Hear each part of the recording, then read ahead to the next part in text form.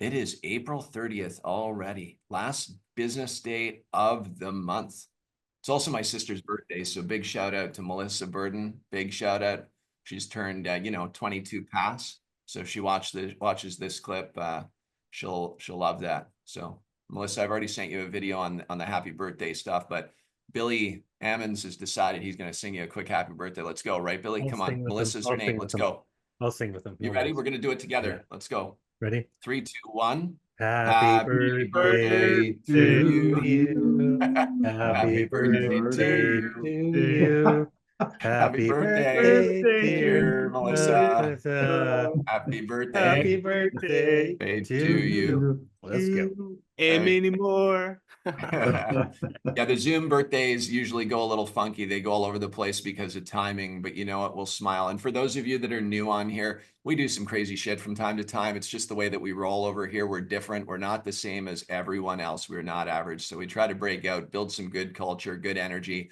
And if you guys are good with it, man, we're going to have a really good session tonight. We're going to pull out some golden nuggets, deliver some value so that you guys can walk away and apply that and hopefully grow. You guys all good for that? Yeah, ready to rock? Nice. Excellent. Few housekeeping items down at the very bottom. But before I get into the housekeeping items, for those of you that are not on video, come on video. It charges up the energy. The more people I see on the screen, the more excited I get, certainly. And I try to stay as excited as I can throughout the process so we can keep pouring into you guys. And Definitely I know about that you. everybody else.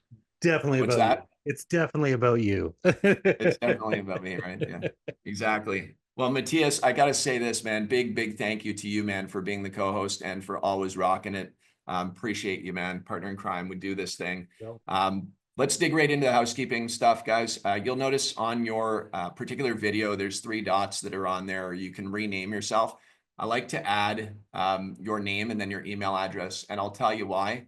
It's because the network is growing rapidly. It is continuing to grow rapidly. So what I'm going to do is I'm going to change my name, Asphalt Kingdom, to my email address. You guys are welcome to reach out to me anytime, but you guys should also try to connect with each other, right? So you're going to have people speaking on here. You might enter, in the comments, you might put down where you're located. And what we're finding is there's a lot of jobs being shared. I know people on this screen right now that have already shared jobs with other people, either in their state or out of state, and they're making money together. So leverage the network and it's going to happen. I know that there's people on here that speak on the telephone after they've been on here. I know people are meeting on FaceTime and Google Meets and all that stuff. And that's the purpose of the roundtable, so that we can build this community, build it stronger, and continue to really make an impact on this industry that we have the good fortune of being able to work in. It's a really special industry, guys. So leverage the relationships. All right. The next thing I want to go over is you have the reactions down at the bottom. You can raise your hand, you can send a thumbs up, do whatever your heart desires. And of course, in that chat window, you can chat with the whole group or you can chat with people directly. All right, so we're going to go ahead and get started. We have good news. We start the meeting off with good news every week. And the reason why is success attracts success. I know that there are people on here and who may not be on camera right now. We've got 25 people on, and I thank you guys for all being here. But I know that there's been some serious success that is already coming in for early in the season. So sharing that would be really important, guys. What kind of success stories or any kind of wins that you want to share right now to get things started? Billy Ammons, let's do it, brother. Let's go. Hey, Judd, sorry for missing last week. You know, the one I rarely miss is for a good reason. Probably because I'm probably working on a job. No, this past Friday, I put my resignation letter in for my day job. So 3 weeks, and I was a little uncertain at first. I was like, man, I'm getting a few leads a day, and maybe closing maybe 10%, it's not that great, 10 to 15. But the day I put my resignation letter in, I started getting very confident, warm leads, big projects, 1,700 parking stall, multi-level garages, big commercial clients that, or basically reaching out to me because I did one wheel stop for them at a location when most guys won't mobilize to do a small job. They're hitting me back up for bigger opportunities because I took the time to answer the phone and to go do that one ADA sign that they needed, or to mobilize to do a small, whether it be a sign, stop sign or ADA sign that fell over. So noticing that some of that trickle down effect from months ago or last year is starting to, when I need it the most, to give me the confidence to know that I'm doing the right thing to move forward.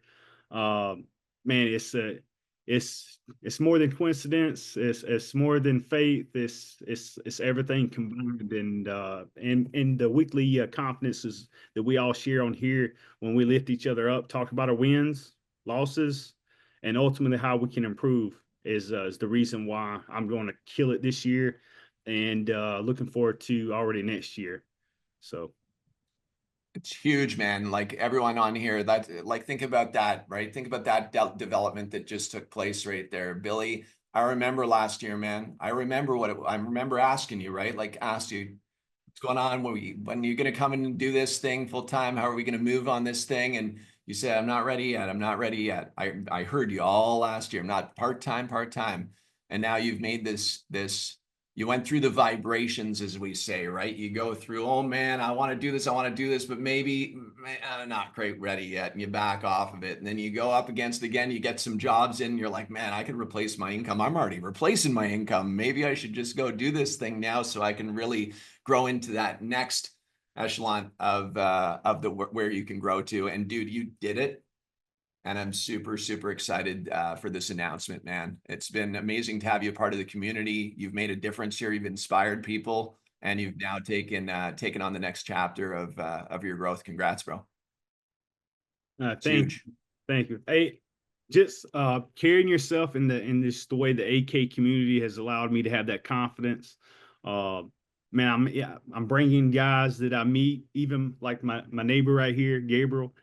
He's seen that confidence and that lighthouse, that beacon of hope, and I'm bringing him on, and we're gonna learn together. We're gonna grow together, and man, it's just nice to start seeing the powerful effect on how you can change others just by sharing knowledge and sharing ideas.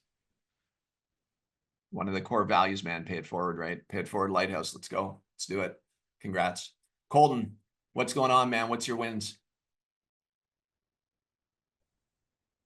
Well, I missed the last two because I've been working, but that first 2 weeks ago was the first week the asphalt plants were open in Minnesota, and that was pretty much the first week was all I had lined up for work, and I made all my money back that I've invested for cash out of pocket. The only thing I didn't make back was the loan on the truck. But now it's slowed down for me. I'm having a hard time finding stuff. Been having a hard time with that. I set up that Google business stuff and it got denied instantly. And then I tried appealing it and they said, nope. You can do a new one. Try another one. All right. Yeah. But no, that was good. And then, last week I had a couple jobs. I still made some money and I didn't have nothing set up for this week. So today I grabbed a ton and a half from the plant and drove around and looked for shit. And I only made a couple $100, but I had to go low just to get rid of that stuff, but whatever. Still got rid of You've paid off your equipment. What was the start date? 2 weeks ago. Yeah. So you paid off your equipment. You have to pay off the truck, right? You're going to pay off the truck next. Yep. You've got your goals set. Your revenue roadmap is set. Yep. Cool. And I'll say this to everyone on here. If you guys have the ability to take this note down, man, this is a really important note.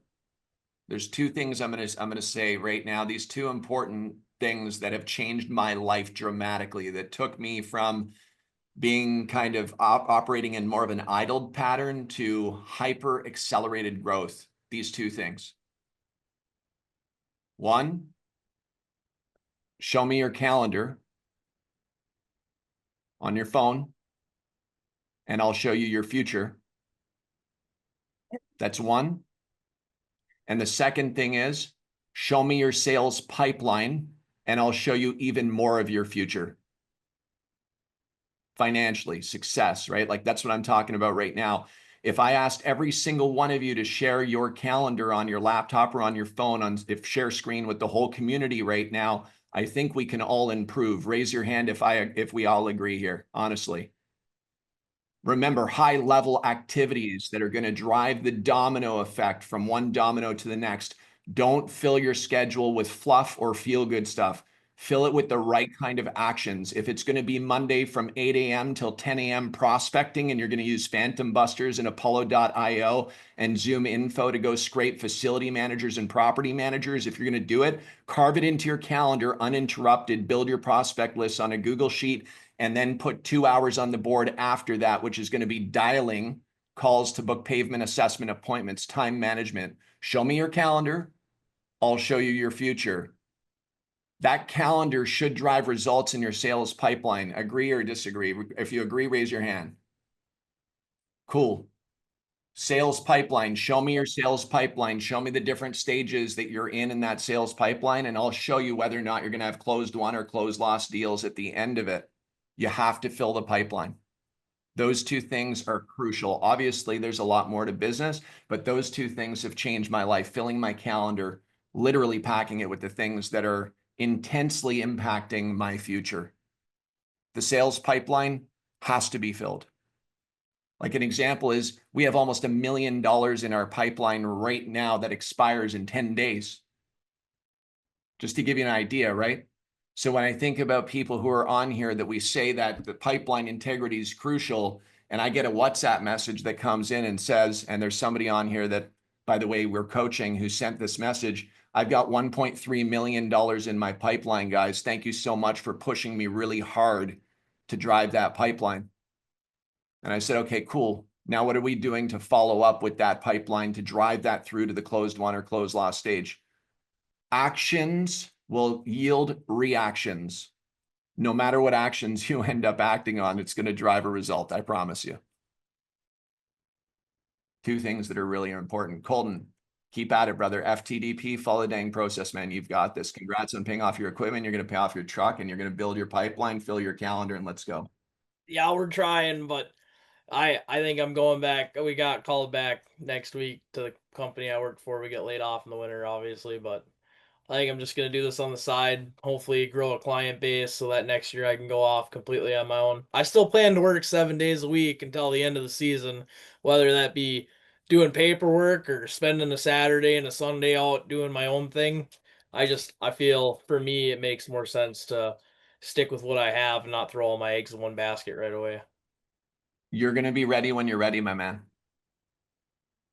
But yeah, For those of you that are ready and you're going at it relentlessly and you're going at it with pure focus because you're ready to go, block out the noise, stay focused, stay in the riverbank of building what it is that you set out to build. Don't get distracted. It's important. I'm so grateful that I didn't go back to the job that I went back to. Colton, I'm just being transparent. You got to do what's ever right for you. For me, I'm so glad I didn't go back to a job that was paying me $700 a week, because I wouldn't be sitting here on the screen with you guys and have built an 8-figure business and be able to impact the lives all over the world. I had to make that hard decision. I had to commit. I had to go through pain for a period of time, but it's the best decision I ever made. Can I say one more thing quick? Of course. It happened today.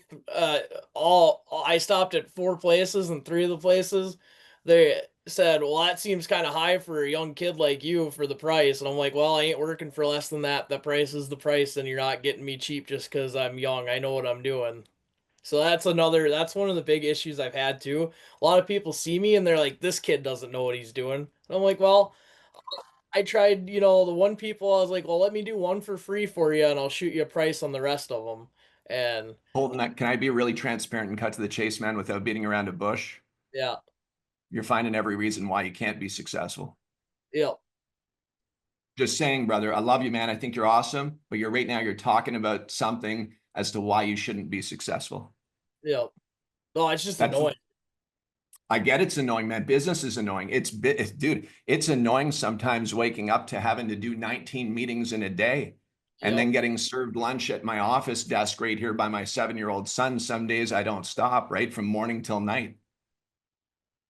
but I committed to something and I have to stay committed and I have to drive that through the line. If I could talk to my 22-year-old self, I would say, dude, you made the best decision in your life by actually going and pursuing your own business and growing it. All right. And I did it. Everything y'all say, I keep in mind. Show me your schedule, show me your calendar, show me your pipeline. I'll show you your future. Otherwise, if you're more comfortable going back to the job where you're getting that security and that pay, and it makes sense to you, you got to do what's right for you. Everyone on here, do what's right for you. Do what's right for you. You know what I mean? If you want something that's more than what you have, go hunt it relentlessly, though. Find every reason why you can do it. Colton, you've got it. Just timing might be not right now. You know what I mean, brother? But you've got this, man. Chad, you've got your hand up, bro. Let's go. Let's do this thing.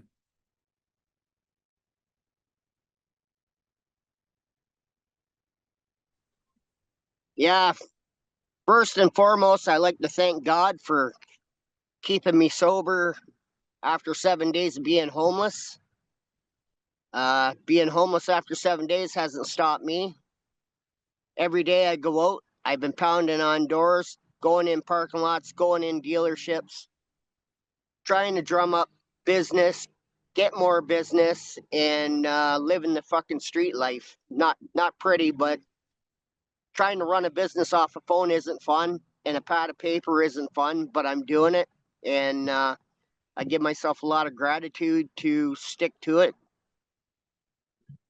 5 days ago, I was to the point where I was like, no, I'm just going to shut it down, sell everything, get rid of it. And then I got thinking one day, I thought, don't let little hurdles and other people that create noise and try to fuck your life up down your dreams. Follow your dream and keep doing it. And that's what I've been doing. I spent 11 hours today walking in the town of Tillsonburg. Every parking lot I seen, I stopped in, talked to the owner, give him a business card, told him to connect with me. I'd make an appointment and do a payment assessment for them and get all that done. But first and foremost, I'm proud of myself. I'm still sober today and not, I should be in the back 40 doing dope, but I'm not. I'm focusing on my business and creating a new life and going to relocate my business. Thank you. Proud of you, brother. Really proud of you, man. Yep, Judd, after 10 years of not being homeless, I'm homeless again. So, it's unfortunate. And,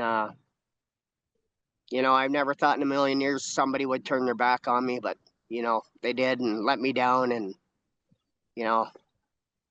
but I still get up every day at 7 o'clock and go out and do my thing and pound the pavement. That's just who I am. I'm a warrior, not somebody that's going to crawl under a rock and fucking cry all night. I'll holler at you, brother.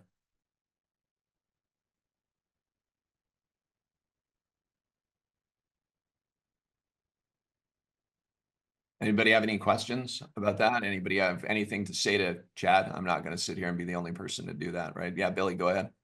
Want to say something? Hey, the harder the fight, the sweeter the taste, the victory at the end. We all have our challenges and in different times in our life, and sometimes the being most uncomfortable is don't bring you the most joy to either bring you closer to God or whatever you believe in. It's going to challenge you to question, do you truly, if you can't believe in yourself, how do you expect others to come to either give you aid or give you knowledge? So have the faith in yourself. Don't see your situation as a down. Look at it, it's only up. There's only opportunity forward. If you forget what happened yesterday, forget your situation and your surroundings. Don't look at the walls that are beside you. Look at your future roadmap and your pipeline. Hey, Billy, the next day, the day that I ended up getting kicked out and was on the street, I took the time to, just sit and think what really was going on in life. The next day I got up, I went to Dollarama, got a notepad and a pen. Cost me $4. and I've been out pounding the pavement ever since. I've got some good leads. I just need to follow through, do the right thing, and make the right approaches, and I'll get these jobs. I know I will. And you know, if I wasn't so friggin' stubborn and a Capricorn that's a fighter, I would have give up. I would have give up days ago, but I'm not giving up. I've built something. It's taken me, I'm going into my 3rd year. It's taken me 3 years to get here. I'm not going to let somebody ruin that. I'm not going to let somebody ruin what I've built. No way, not going to happen. And it's my money, my investment. It's all paid for. I have no payments, so I'm not worried. And I'm fortunate that way. I started small, but you know what? Maybe I started small for a reason, because I was uncomfortable about the relationship I was in, right? So, you know, thanks for your kind words, and I appreciate it. It means a lot. So, Much I love. want to Love. go ahead. Yeah. In this moment right now, I think it's really important, like, to actually understand, if you take your notepad, your pen, if you take whatever you have in your hand and you write this down right now, like, and I think it's important to reflect on this. It's like, why am I here right now? Why am I having this conversation at the round table? Why am I in the asphalt industry? What is my why? Why am I doing this? Why this? Raise your hand if you're doing this for money. Raise your hand if your number one why is for the money. Be honest. Got it. I think it's important to understand why you're doing it, right? Understand why you're doing it. There's nothing wrong with making a bunch of money. It's good. We're all here to make a bunch of money as well, but there needs to be more to it than that. So remember your why and why you're doing this. It goes far beyond just the transactional business that we build. Transactional businesses can be quite dry. Can I pop in here for a second, Judd? Yeah, do it, brother. Hey, I just want to tell you, man, what I've noticed in your conversation, being homeless and all that, you're still looking at the light. I don't even know how else to put that. You just keep looking at things, and you know what? Something's going to turn. There will be something that just turns, because you keep going, you keep going. It's like hitting the rock enough times. Eventually it's going to break, and you keep hitting the rock, man. And you keep looking at the light, and something's going to happen for you. It's just the way it is. You're also here for a reason right now. Like, that's another thing. You're here for a reason, right? Like, you're on the round table with this team, with this community for a reason. So we're pouring energy into you, Chad. We can't hear you because you're muted. But we're pouring into you, brother. All right. I'll give you a call. All right, cool. Well, let's carry on into the next part of our roundtable. Let's go into a Q&A session. I know that there's a lot of people who are new on here, a lot of people who are on here for, years, literally. So let's just roll into some questions and answers, or anything that you guys want to chat about. I just want to kind of open it up to the team here. Feel free to ask any questions that you guys want. Billy, hit it. All right. So this is, I almost feel like it goes towards Matthias. Maybe this is like a Matthias question. So just say if you landed like 5 big jobs that each material costs $20,000, $10,000 to $20,000. You're not ready to take on, you can do those jobs, perform them, but the problem is the amount of capital to back all those jobs until maybe they start paying out. And how does this people, I mean, once you use exhausted all the credit lines of credit, and you're starting to look in like maybe SBA loans and stuff like that, is there other creative ways that people have floated that 45-day to 60-day window because I've heard a few of the coaches that asked for that have like 100,000 plus on lines of credit on credit cards. but what's some other ways that you can get quick access with decent credit, with good credit, that can allow the material costs, especially when it comes to seal coating, mainly, how can one tackle some of these jobs when they're about ready to explode, and but they just need it's just the scary part is spending that much money that they don't have and for material. Dylan, you got experience in this for sure. Dylan, Yeah.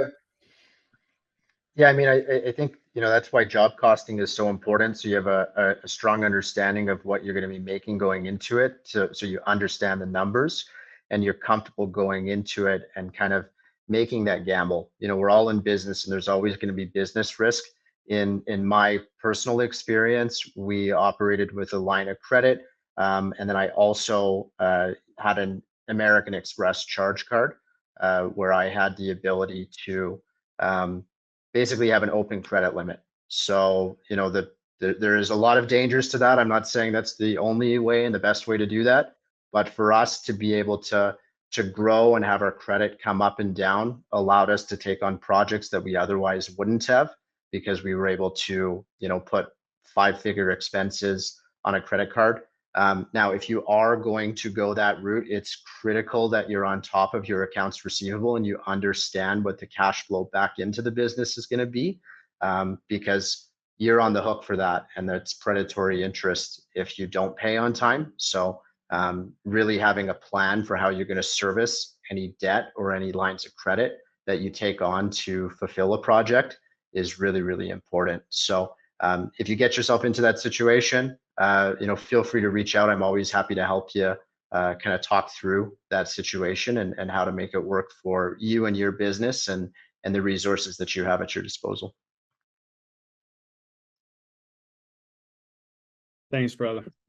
Yeah, I think what I'm going to do is like the capital that I have right here that I can do the next big job, instead of using it and burning it, I'm going to try to open myself up to more lines of credit, either more business credit cards that I can apply to and get.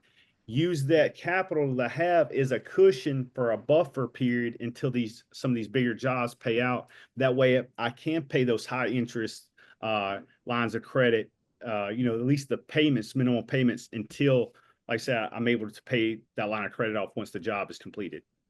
Or eliminate the risk, or eliminate the risk altogether. Are you talking about sub it out? Are you, yeah, man. Like if you just, if you just want to pass it off and take a percentage of top line just as a handoff, as a lead referral, and just tie in the right partner to execute on it, just get them to pay you a chunk of change off the top line and you're good to go. Anybody in North Carolina, put y'all's information in the chat if y'all seal coat. And I already got one guy that I've already worked with down here. What about Miller? I worked with Miller, great guy. I am interested, he stays booked up pretty good. I am interested in knowing some other key partners that I can work with as well to build more of a network. You should have a few, for sure. A few performance partners that you can work with, man. Send me an email. Contractor network, Billy. I know some people.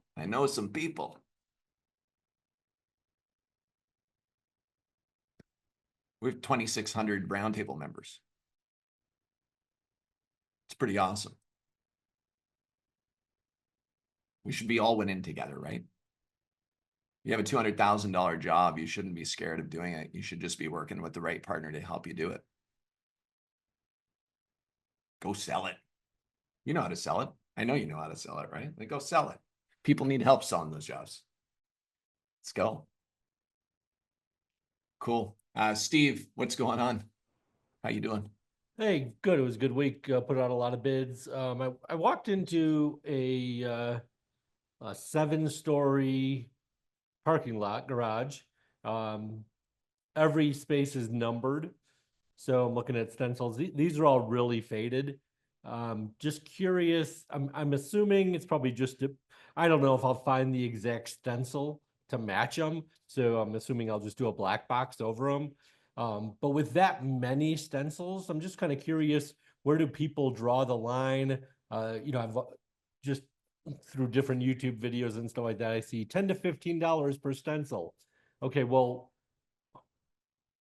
at what point do you go, hey, maybe $5 a stencil is fine, over and above 200 or something. So if anybody's got, some feedback, especially because we're going to be doing a black box and then a 3-number stencil, 001 to 708, so there's a little bit of work to do, but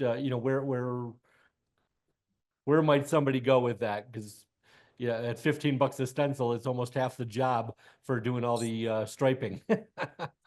Steve, you have Dylan McCann, who's on here, who heads up our business solutions division. He's built and sold a 7-figure business and understands the striping world like the back of his hand. So you've got the right, and I know there's other people on here too, but you have the right person here to talk to you about it. I apologize, I was a little bit distracted, but you were asking about placing a lot of stencils and just kind of at what point you should apply like an economy of scale where you kind of lower your price for, yeah. Right. Yeah, I mean, so it sounds like this project in particular is a black box with a 3-digit stencil on top of it. Yeah. Do you have just single-digit stencils or do you have like, 1 to 100 or 00 to 99 in stencils, or just single digit? I would be careful if that's kind of how you're set up with lowering the price a whole lot. The other thing to look at is potentially a stencil set like 00 to 99. I know Billy's a big fan of that as well.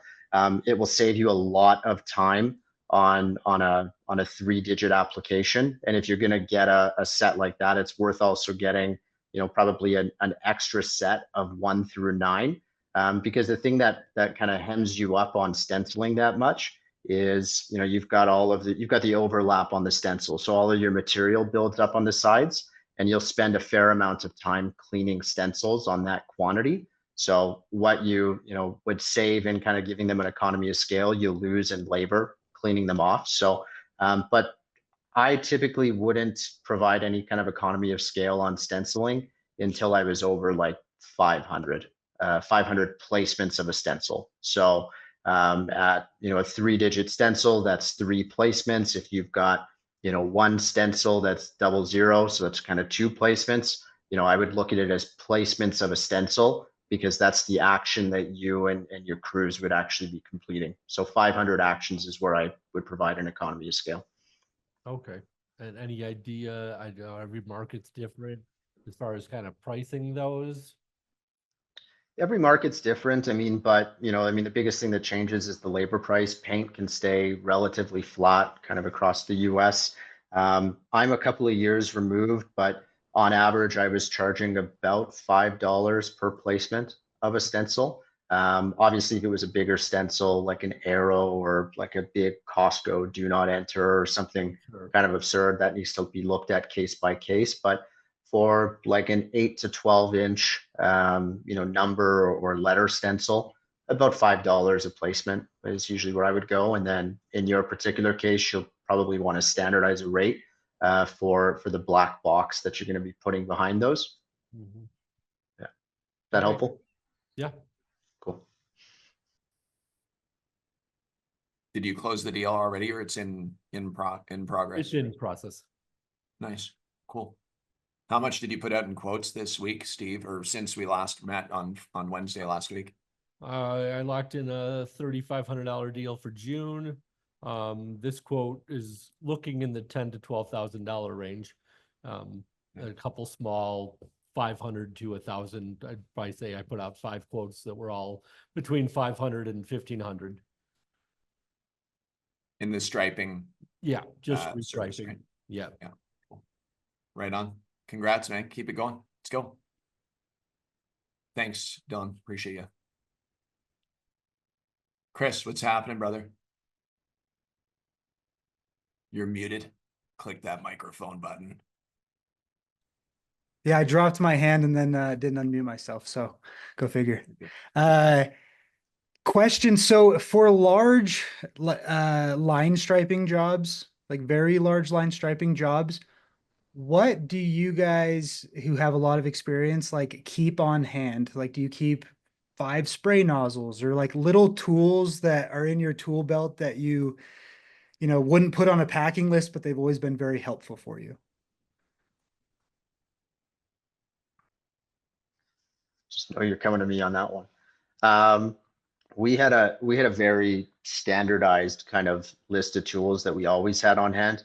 So we always ran enclosed trailers, had a full tool kit that had Allen keys, picks, extra spray tips, like a nice rope that's heavy enough that isn't going to get blown around by the wind. You could also use chain more for doing lane lines or keeping things sharp.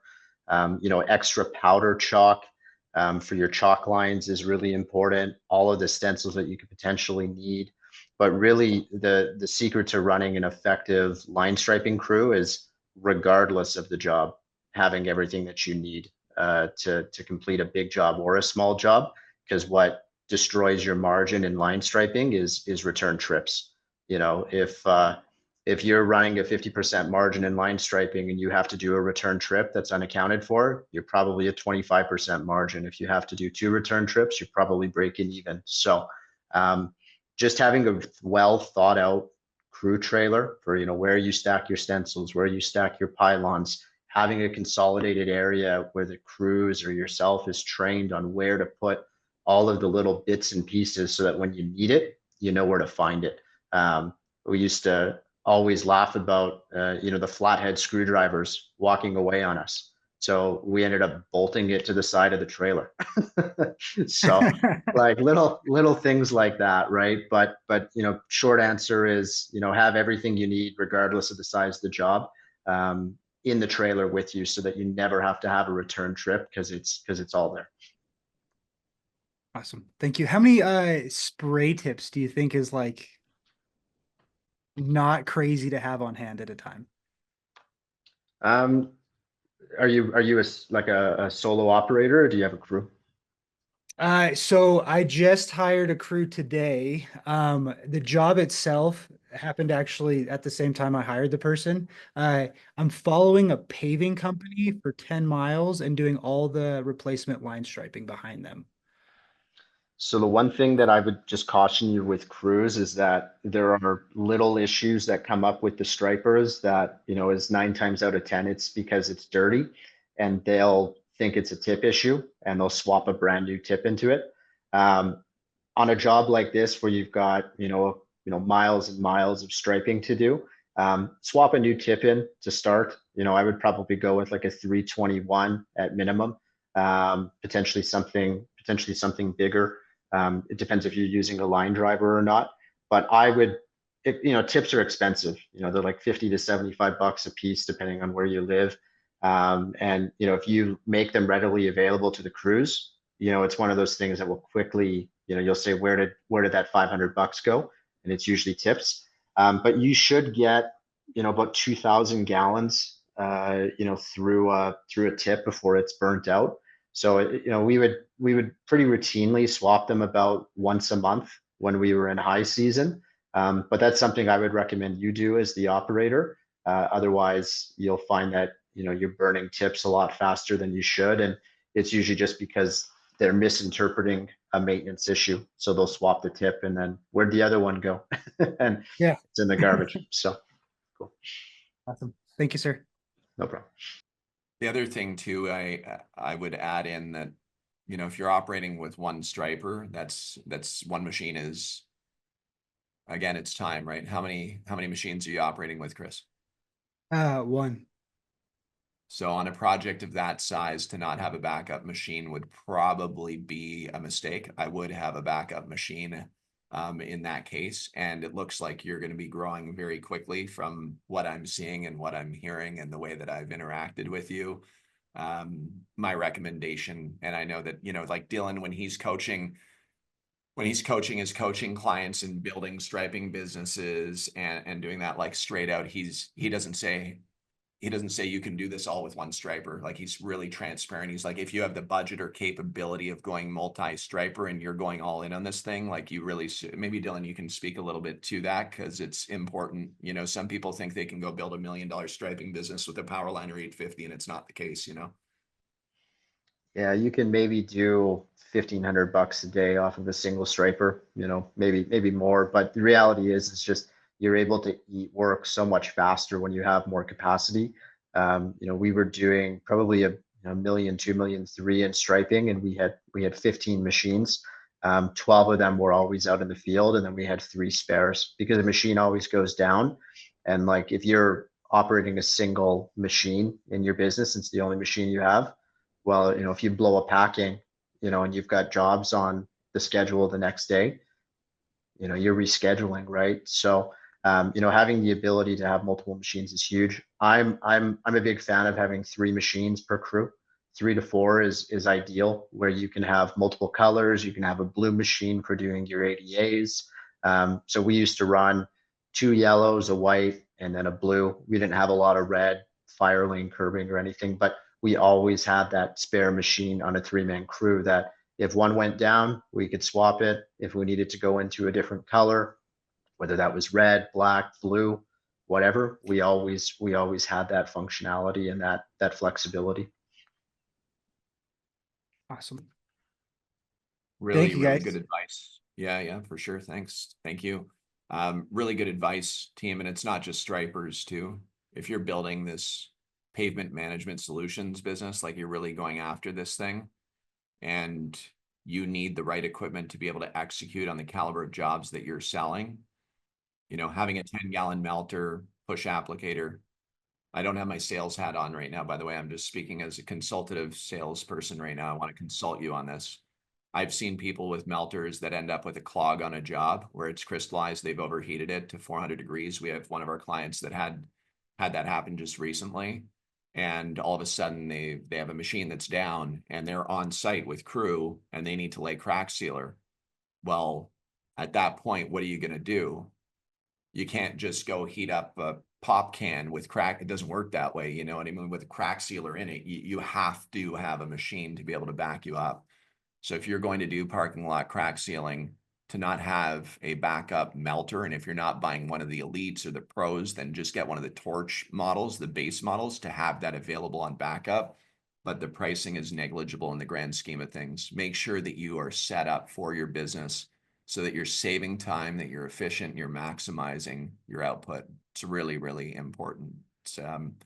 And obviously, if you don't have the capital to do that, don't put yourself in a bind. But as you're growing your business and you have cash flow, you should be reinvesting in your business, because there's no better place than to invest into your business. I can tell you that NVIDIA is not going to give you the same returns as your business. I'm telling you that Bitcoin's not going to give you the same return as your business. Maybe if it was many moons ago, but you get my drift, guys. Invest in your business, invest into yourself, and make sure you have what you need to really, really excel and scale. It's important. It's very important. What do you think, Mr. Matthias? What do you think? Matthias is eating dinner while we're on here.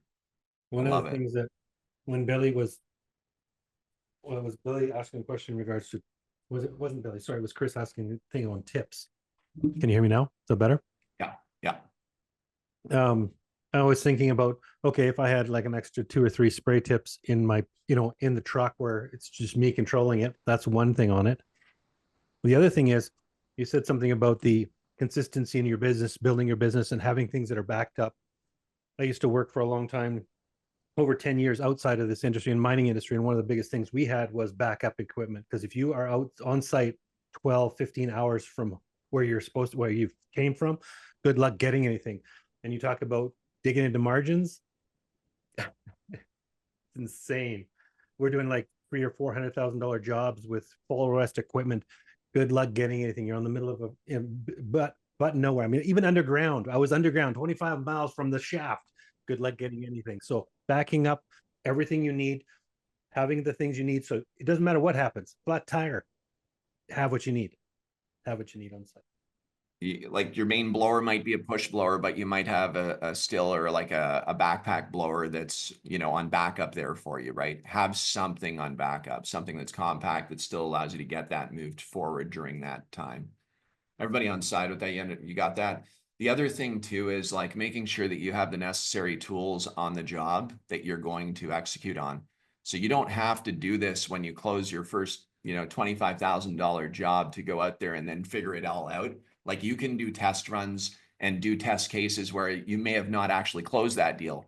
Show up to a parking lot and be there with your vehicle and think about what you'd need to do from a crack sealing perspective, a seal coating perspective, and a striping perspective, and just go through the years of what it would be like.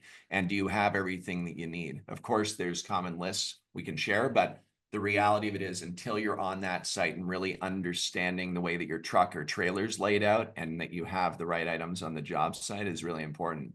So like an example is if you're a two-man crew and you're getting out of the truck and you're going back to your line striping trailer, when you get to that trailer, who's opening that door from which side of the truck? When you open that door, what's the first thing that you're going for? If the blowers are stacked in the front of the trailer up towards the neck or the tongue, you end up in a spot where you're having to trek through your equipment to go get your blowers, right? Station everything and set things up so that they're in the right placing to make the most out of your time. You know, another thing I've seen a lot of people just go through an enormous amount of time and aggravation is stencil cleaning. Like a lot of people go and they take a paint scraper and they start scraping stencils, and it's like, guys, you don't need to scrape your stencils with metal scrapers, you know what I mean? Like very often at all. So Mr. McCann, how are you cleaning your stencils once you had paint build up on them? How are you doing that? Depends on how often we were using them. I mean, if the paint is wet, that complicates things a bit. If it was wet, it was usually rags and scrapers, so scrape off the excess with a scraper. So exactly what you're saying not to do. But if you're doing a couple hundred stencils a day, then you have to, because it tends to build up and it'll ruin the crispness of the line. But in a perfect world, you know, if you're not having to, you know, cake them to the point that they're unusable, let them dry and hit them with a hammer. You have the time, right? Yeah. Yeah. Yeah. Matt Phillips, what's going on, brother? So I wanted to follow up too with not only being prepared with additional equipment, performance partners. Make sure if you're starting out, you find performance partners, because if your machine goes down, I'll use Chris as an example. If your machine goes down and you don't have another performance partner that's a line striper that you can call and bounce ideas off and just call them in a pinch and say, dude, I've got this job. It's, you know, I've got $700 on it. If you can come and do it for me, you'll save me. You're going to save your reputation of your company. So get performance partners if you don't have performance partners. And I was going to also talk about this spraying, you know, the tips. If you have a tip that you think is blown out, put that in your jar, you know, put it in some gas or whatever and leave it in your trailer there. Because if you are out on a job and you have a tip that does blow out or you have a problem, that could be your spare to get you through to finish that job possibly. And that's what your guys can have. And then if you know, if that doesn't work, you can say, well, check the glove box because I have one hidden there, a brand new one. That keeps those from walking away, because those consumables like that. And then as far as cleaning, I'll go and if it's going to be cold, I set my stencils out so it's cold. And then in the morning, I just take it over my dumpster and twist it, and it pops off when it's cold. So that paint will chip off when it's cold if you're using a plastic stencils. If you're using aluminum, you have to bang it with a rubber mallet. Don't do metal because you'll dent your stencil. But so my thing is to just get performance partners. So I have vendors that do for me. I mean, I have painters. I paint, but I also have, it's more cost effective for me to sub it out, and I still make my, you know, maybe not as high as margins, but I still make money on it. But yeah, so find performance partners if you can't afford to buy a second machine. But if you can, I run two machines in my truck. I have a box truck and it has all my tools in it and locked up. And I never cross it with my cleaning crew. So they never use my box truck for blowers or crack fillers. I have two trucks. But I always in that truck, I have a white and a yellow truck or white and yellow machine. Because if I'm out and I'm doing yellow and my yellow goes down, it's easier to switch over that white to yellow. It's when you're running yellow or white and your yellow goes or your white goes out, because then you have to clean that other machine. So anyway, that's my take. Hopefully that helps some of you. Yeah, awesome, man. Another backup, more insurance, right? Love it. Yeah. Paul, I'm gonna get on your question here in just 1 second, brother. Just give me one shake. Billy, what were you gonna say? You had your hand up. I had a question for Matt. I like I've seen his box truck several times, and I'm landing a U-Haul deal soon, and I'm trying to work out a deal where they can sell me one of the used box trucks, a 15-foot. I got an enclosed trailer that I just got I'm keeping my striping stuff separate from the asphalt seal coating. And now I was wondering, like, how the ramp that they have in the U-Hauls, how are you getting, because I know some trucks have like the lift gates, but how are you getting your equipment safely on and off your box trucks? So I have both of them are 17-foot box trucks. One of them is a Tommy gate, a lift gate, and one of them is the ramp, the U-Haul ramp. And so the U-Haul ramp, like blowers, my Billy Goat blowers, the wheels, you get your front tire and one wheel in the groove and the other one's riding on top of the rail. So it goes up. The AK or the Rhino crack machines roll right up that ramp. It's perfectly wide enough for that. And so the line stripers, the Titans anyway, run up that. I think my Graco might be one wheel up, so it's doable. The reason why, and I'll explain why I went with box trucks rather than trailers, is that it's a billboard as well. I don't have to hook up. I don't have to worry about jackknifing. I can get in and out of places with it, and it's secure. Because I started with a trailer and I had my stuff broken for some reason. Maybe it's that big metal latch on the back that guys see and they're like, oh, I'm not gonna worry about ripping that off or something. But anyway, so that's I've been happy with the U-Haul and the box truck scene for me. It's worked. If I can find my picture, I'll throw it up on my backdrop for those that are asking about it. But yeah, hopefully that answered your question, Billy. Yeah, thanks, Matt. Hopefully you'll see a box truck coming in the future with my branding on it. Nice. Let's Brand go. it, man. I spent, Judd, I guess it's okay if I spent about $2,500. Well, I've spent $1,800 for an old U-Haul 17-foot box truck. Spent about $2,500 for the wrapping on it. And I don't even, I never started out. I probably should have tick marked how many jobs I got from that driving billboard. So, I mean, it's just, I don't know how to quantify it, but it's been a lot. So it's been well worth it. Always be marketing. Always be marketing. Yeah. Always.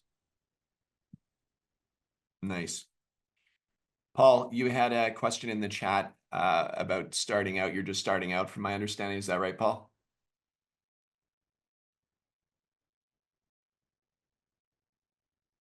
Click that microphone button. You're just starting out and you're wondering what equipment to start with. Is that right?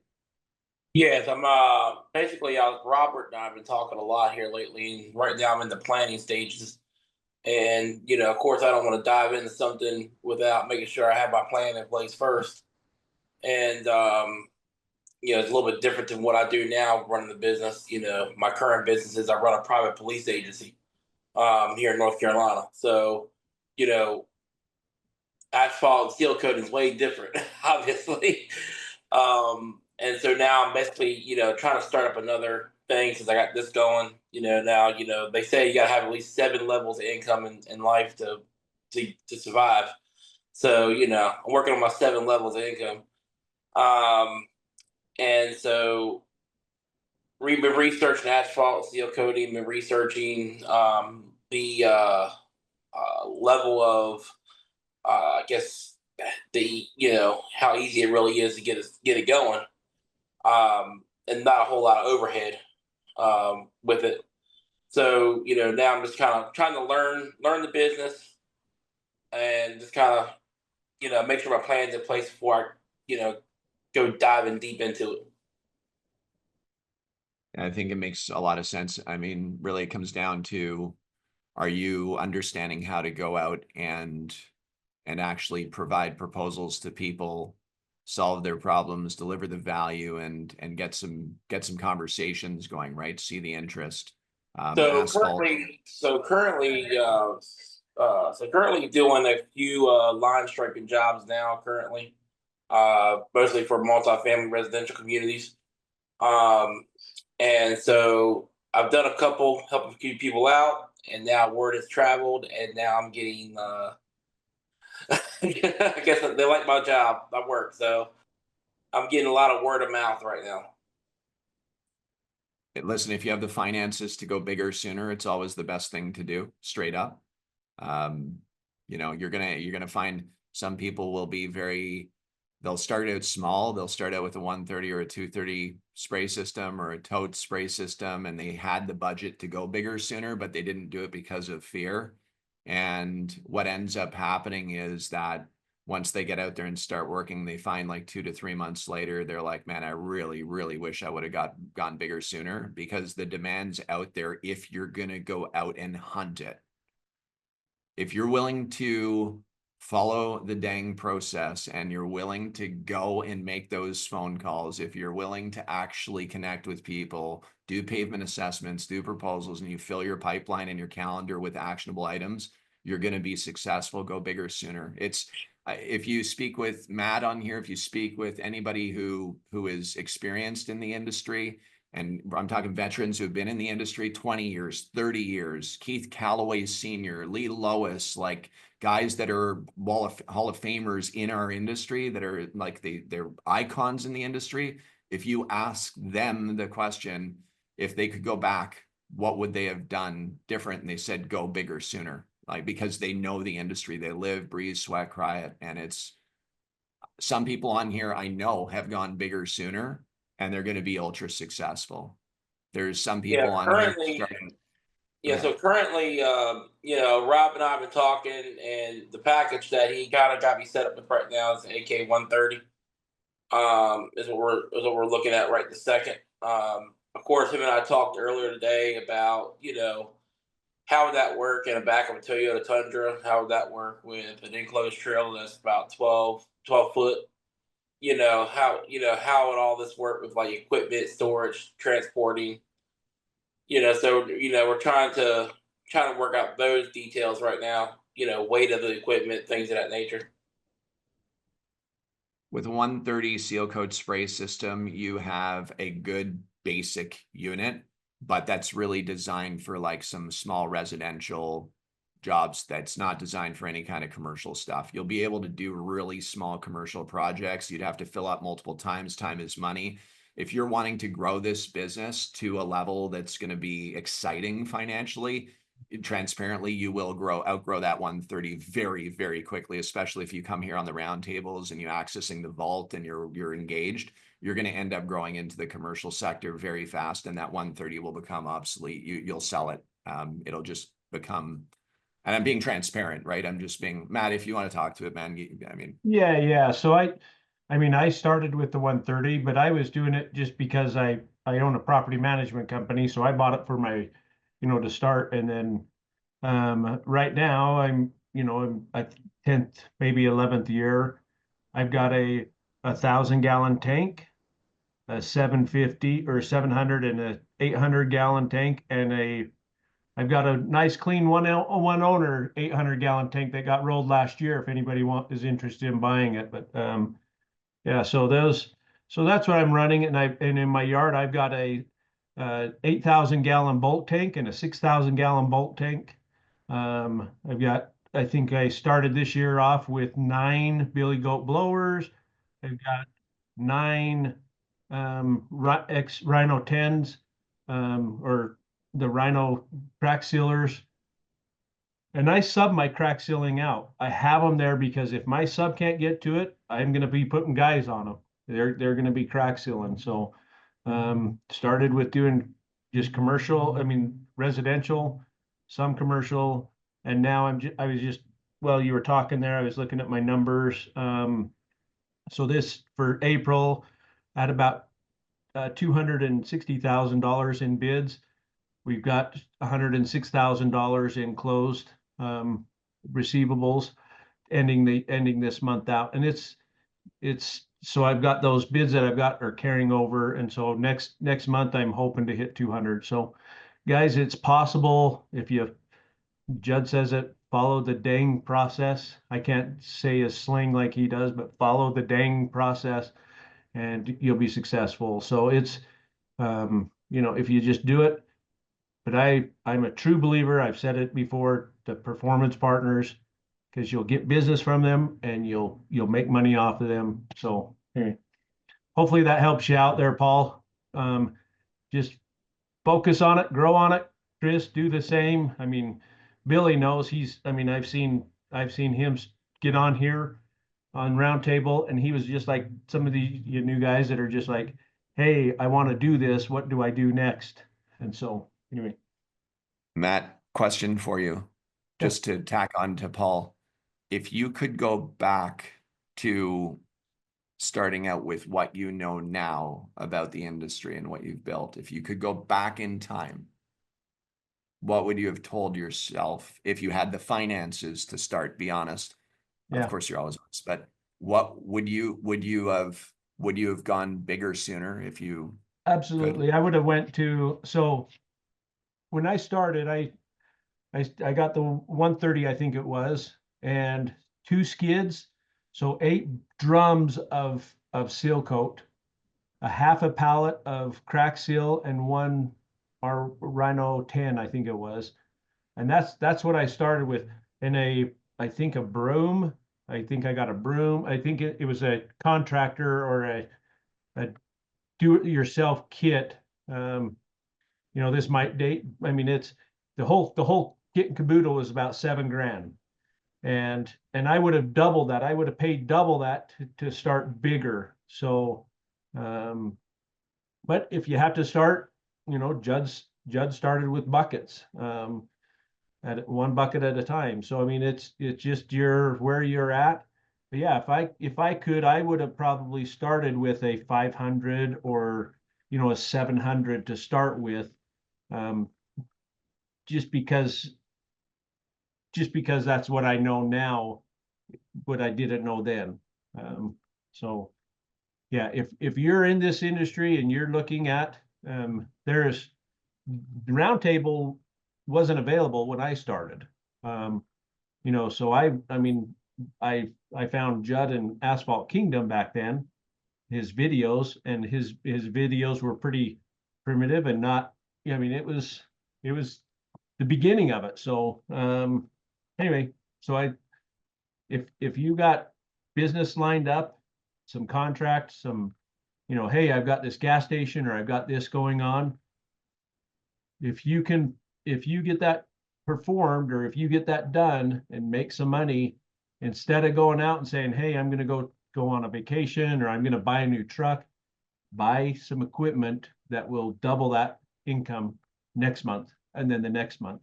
And so you can hit $1 million in a year. And it was a good feeling to hit that $1 million. Now I want to hit 1.5 million or maybe even 2 million. So anyway.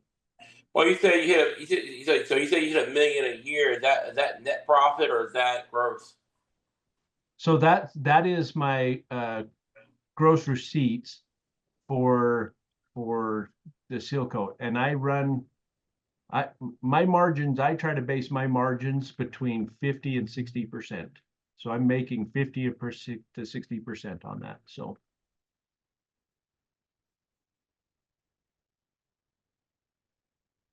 It's a good life.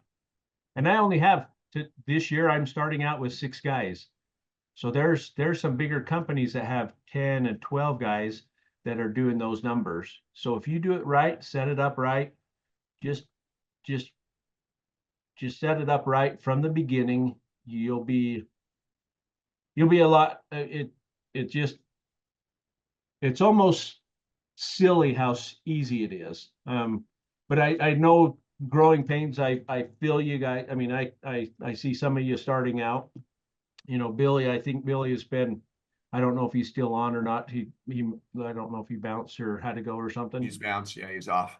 Yeah, so that kid, when he started, I remember him saying, "Oh, I want to paint," and it's, you know, I don't know his numbers. I don't know, but I know he's worked hard. He's put in the time, and guys, I don't have to come onto this. Judd's never said, "Hey, Matt, can you come on to Roundtable and help me out," or anything like that. I come on here to learn from new guys, from everybody, and I just like to give. I think I'm blessed by giving. So maybe that's my take. We appreciate you, Matt. We appreciate you, brother. Huge, Hence huge. why I'm trying to do the planning process, you know, making sure that, you know, when I start this, I'm starting correctly. And I'm not, you know, I'm not going out there and then saying, "Oh crap," you know, I screwed up. Yeah, I mean, I would definitely do some learning. I'd get inside the vault. I'd learn how to really rock your proposals. You may want to watch some sales power stack training. You may want to get your feet wet with that stuff first, right? And then go from there. But we have all kinds of stuff that we can share with you, Paul. We're happy to help in any way that we can. All right. Cool. Chris, you've got your hand up, brother. We're over time, by the way. This is what we call overtime on the round table. And so what I'm going to do is I'm going to make sure to give you guys all my wife's phone numbers so that you can let her know why we're here, guys. No, I'm kidding. We're good to go. Chris, what's up? So I was just gonna make a really quick comment on the going full in, what I call full ass. So I am an extremely risk adverse person when it comes to financials, extremely risk adverse. And when I did the seal coating route and jumped on AK, I decided to just go full ass, is what we call it. What that has done for me, just so you know, is in Utah, we have something called seal coat gypsies that they just travel around and they just do terrible jobs. And a job that I'm quoting right now is going to pay off all of my equipment, and they are buying from me strictly because they saw my equipment and said, if you've invested that much, you're obviously a professional. And this one job will pay all my equipment off because they've been done wrong by seal coat gypsies in the past. So having the nicer stuff or going a little bit bigger as I wanted to, it's won me jobs. Second thing it's done is it's lit a fire behind me because I need to pay this equipment off. But it's also given me a little more strategy where the job that I just barely got today, where I'm following a paving company doing line striping, is they asked me and they said, "Oh, you need to do glass beads. Do you have glass beads?" And very honestly, I said, "No, I don't have the equipment, but if you want to invest in me, I'm going to need $6,000 up front to pay for that equipment." And they said, "All right, cool. We'll send you a check next week." So they're paying for my equipment. And it's really because I have no other option. I'm tapped out on my capital, but it gave me that flexibility and the gall to ask another contractor and just say, "You need to pay me up front so I can buy the equipment that you want me to use on your job." And they did. Can I add into this?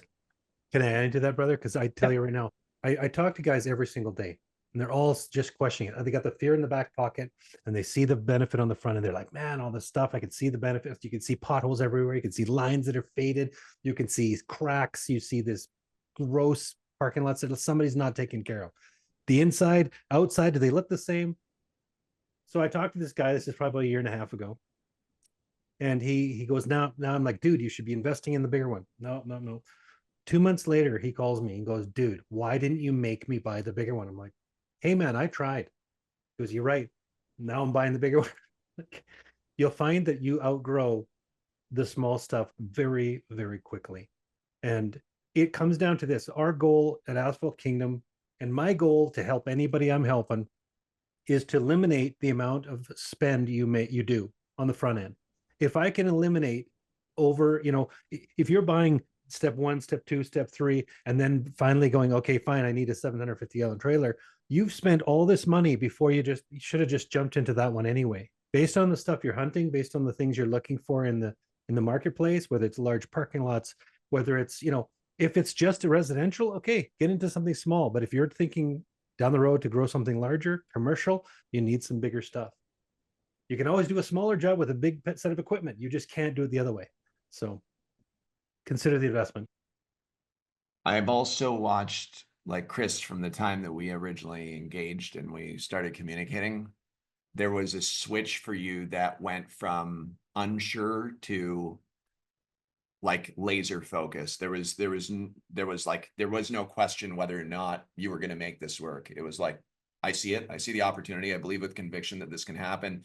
Equipment came, trailer went through the front of your trailer went through the front of the trailer that was delivering it. And you were like, let's blast through this. Let's get through it. Challenge. And now you're sitting here literally inspiring other people already. And you're just getting started, dude. And so the question really to everyone on here, it's how much do you believe? How much do you believe? And if you don't believe, write down the reasons why you don't believe, and let's get over that as quickly as we possibly can so that we can get to believing and go build this thing. Because I'm telling you guys, 25 years I've been in the industry. Asphalt Kingdom for 22 years. AK's 22 years old. I've spoken with tens of thousands of people over 22 years, okay? This industry in 2008 thrived. During the pandemic, thrived. It's still thriving, especially for those people that go out and actually shake hands, do the pavement assessments, the proposals, fill their calendar with actionable items that creates the domino effect and fills your sales pipeline. For those people, you're going to be super successful.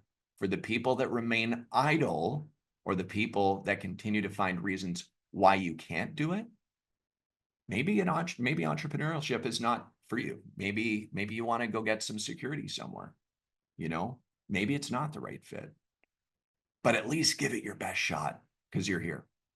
You know what I mean? And for those of you that haven't started yet, this is your life. We just want to open your peripheral vision and put stuff on the table for you guys to gain some perspective and move forward with. Fortunately, we have an incredible community that gets to interact and engage, like Matt Phillips, like super, super appreciative of you. Having Matthias and Robert and Dylan McCann, Dylan Malone, having you guys all on here. Chris, for sharing already, right? That ping forward means a lot. You're going to have a lot of people watching this recording and the future recordings of the roundtable. It will inspire and change lives. So I'm excited to be on the journey with you guys. Last question, and then we're going to hop off. We're an hour and 15 minutes into this roundtable. Nathan, you've got your hand up, brother. Thanks for your patience. Hey, how you guys doing? I really was going to add to Paul's statement, give him a little bit of insight because I'm starting new. But don't cheap on your equipment, but know your limitations.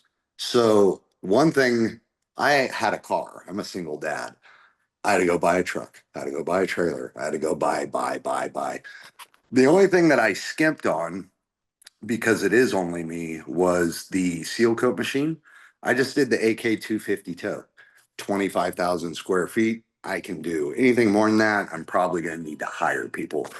But the big factor that I didn't even, like, I was about to press the button on the Rhino 300, the weight. Payload capacity. Nobody thinks about that, but like, I've got a big Dodge V8 1500 now. The payload capacity is only 4,700. The Airboss 300 fully loaded pushes that limit. Then you add my fat ass tools, blah, blah, blah, blah, blah. So always factor in what machine that you have is capable of doing what. That's a big deciding factor in your tools. I did have a question for Matt. I was gonna ask, okay, so like where I live, the whole reason I got into this is because I'm single dad and my career I can always go back to. I need to do something for myself, try to build something for my son. The question I had for you was, there's one other line striping company where I live. I'm going to be their direct competitor. So how would you make agreements for a performance side team in case equipment breaks? That was also something, Paul, that I was going to mention is the reason I went with the Titan 3500S is because I'm not a mechanic. Graco, sure, they're a great name brand. They've been around 100 years. They have internal components. I don't know how to rip into that yet. So if I'm on a job, third job, plug shit, oh, whoops, I don't have another machine. Well, the 3500 doesn't have internal components, plus that lifetime warranty on the pump is worth its weight in gold. So factors to think about when purchasing.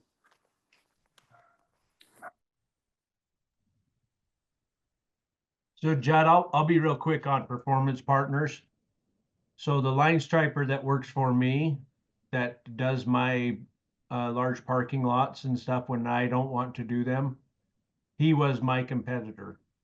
So I don't know do you know how big that other competitor is? If is it one guy or is it a big business or something? I've seen them around. They're pretty shoddy, but it's only a 3-man crew. So what you do is you just try to look them up, see if they're, performance partners. I checked licenses and insurance to make sure that they are licensed and insured, because if they're going to end up on my job and they're going to be representing my company, I want to make sure they're licensed and insured. If they are, and you just find the owner, he may be on this conversation with us here and you not even know it. But so normally, yeah, you're going to be like competitor. Oh, he's my competitor. He's my competitor. But in this industry, and Chris, I had the same. I'm going to fall back. Judd set me straight. I don't know if you remember, Judd. It was about a year and a half ago when I brought up seal coat gypsies. He's like, "Hey, there's enough asphalt out there for everybody.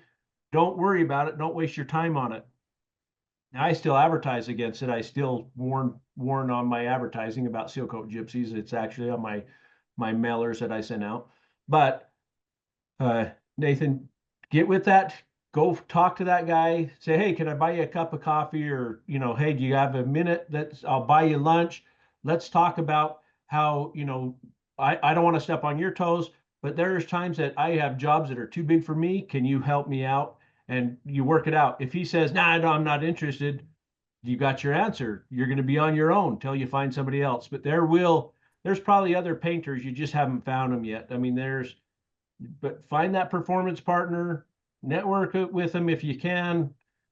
Just like this here. I mean, you've got, maybe you have competitors or not, but there's enough asphalt for everybody to make a living. And that's the beauty about this business. And Judd said it 100 times, if not one time, there's enough asphalt for everybody to make money on it. You just be the number one. You be the first person top of mind for those business owners and those people. Do a good job. Keep your workplace clean. Represent. Like this, I just came off of a job. Every one of my employees are in this bright yellow Southern Utah seal coating. That's just what we do. And you'll grow year after year, and you still have to work hard, but it gets easier. I'm just telling you, it gets easier to grow and grow and grow. So I know we're running short on time, but how would you structure that with a performance partner deal wise? So I'm gonna jump in, guys, because we're significantly over time, and it's like that question goes. Yeah, that's a long one. That's a really good question, but like I'll be transparent with everyone on here. It's really, really important that we communicate openly and honestly and very candid, right? So at AK, what we try to do, guys, is we We try to give as much as we possibly can at all times. Like that's our core values, pay it forward, lighthouse and everything, right? But we also need to be able to make some money. Like that's the reality of it. We have a business to run just like you guys have businesses to run. So, you know, there's people that end up in a coaching program where they're first starting out and they do 2 or 3 months of coaching, virtual coaching, or they do accelerators. And we really dive into not just those questions, but really giving you the yellow brick road to follow to build enterprise value with your company and take you to a new level. It's like a kickstart. And that's something that I think is important. Like what your question, relating to your question, I mean, we've got templates and the agreements and scripts to talk to performance partners. And like, we literally have it all nailed, right? It's like the free franchise stack that exists that we connect you with when we're doing some coaching. And I know, and I'm not talking about 25 or 30 or $50,000 coaching to get that kind of stuff, right? I'm talking about, you know, we have just internally, we have an enterprise offer with AK Dash on here where that enterprise offer is we give you King Boss and we do coaching and it's $1,000 a month. And there's no 1-year commitment on it. You can go month to month to month to month, but like we try to recommend that you do 3 months with us. So it would be like a $3,000 commitment. And we do 3 months with you. And you have a WhatsApp group between Dylan McCann and myself. And we do our very best to coach you and connect you with the things that you need to accelerate. But like, just transparently, guys, we want to share everything with you guys. We love you all and we want nothing but the best, but I'm just being straight shot on that. Next roundtable, ask the question, you'll get your answer for sure. But an hour and 23 minutes in, we're going to hop off, guys. I've got a family I got to go spend time with as well, as do you guys, and you've got your life. So listen, we appreciate you guys. One more thing, Dylan Malone is on here for one final request to everybody on here. Go ahead, floor is yours. Yes, sir. We are extending the contractor network until the end of May. So if you are not yet on the contractor network and you're looking to get that free listing, get some time with me. I'll get your account set up. It's opportunity to get free leads. We're talking about digital presence all night. So yeah, let's take advantage of the opportunity. To give you an idea, a 900 stall lot in Texas was delivered today to one of our contractor network partners. 900 stalls was delivered today to one of our contractor network partners in San Antonio. And by the way, the partner that we're communicating with also needs a quote on Dallas-Fort Worth, Texas, on DFW on the airport for striping. There's some serious opportunities, guys. We have Walmart knocking on our door constantly. We have Simon Malls, JLL, McDonald's. We've got all kinds of good stuff. So you should be on the network. It's free. Just drop my booking link. So if you guys want to get on it, just book some time with me there. Let's boogie. All right, guys, everyone, we will see you. Copy and paste that link if you need it before I end this meeting, but we will see you next week. Same time, same place, right here on the AK Roundtable. Thank you, everyone.